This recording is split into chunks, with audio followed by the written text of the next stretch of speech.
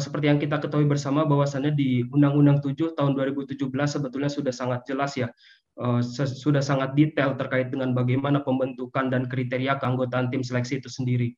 Saya ingin meng-highlight misalnya pada pasal 22.4, tim seleksi diharuskan memiliki reputasi dan rekam jejak yang baik, kemudian memiliki kredibilitas dan integritas, memahami permasalahan pemilu, memiliki kemampuan dalam melakukan rekrutmen dan seleksi, serta tidak sedang menjabat sebagai penyelenggara pemilu.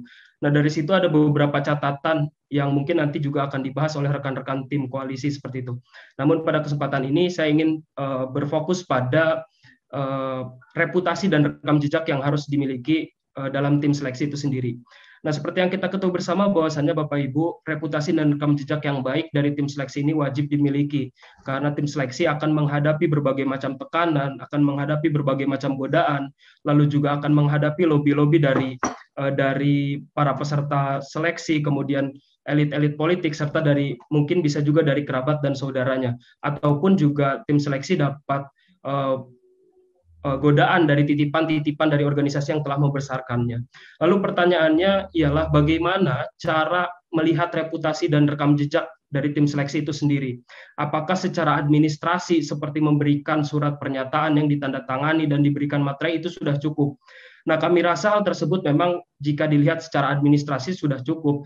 Namun ada hal yang bisa dilakukan oleh pemerintah untuk melihat bagaimana reputasi dan bagaimana rekam jejak dari calon tim seleksi itu sendiri.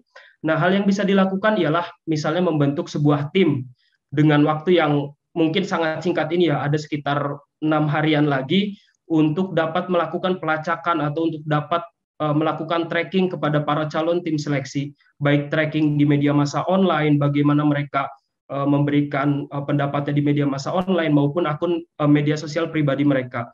Nah, kami sebetulnya dari tim Koalisi Masyarakat Sipil pernah melakukan analisis dengan menggunakan big data dan artificial intelligence dengan mengambil data dari Twitter dan media massa online, namun memang tidak secara spesifik kita melihat terkait dengan calon tim seleksi ini sendiri. Namun kita lebih fokus terhadap dinamika pemilu 2024. Nah, saya rasa di era 4.0 atau mungkin di era 5.0 atau era digitalisasi, bahkan ada yang menganggap sekarang ini eranya big data analysis, semua orang itu sudah sangat ketergantungan kepada media sosial. Dari situ tercipta engagement, dari situ tercipta hubungan seperti misalnya like, komen, hingga share informasi yang berbagai hal apapun akan di-share di media sosial itu.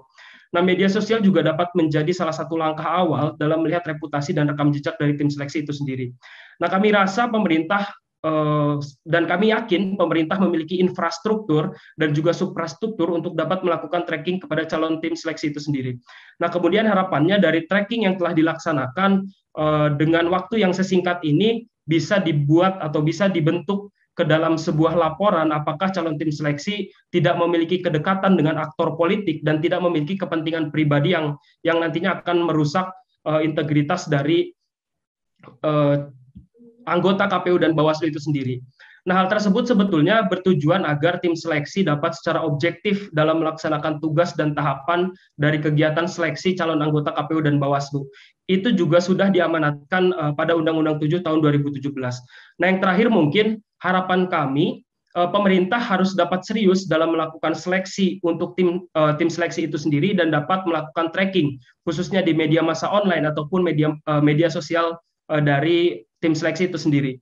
Dan kami juga meminta kepada pemerintah dalam seleksi tim sel nanti untuk benar-benar memperhatikan reputasi dan rekam jejak yang baik. Dan tidak ada kepentingan apapun, kepentingan politik apapun yang dibawa oleh calon tim seleksi itu sendiri.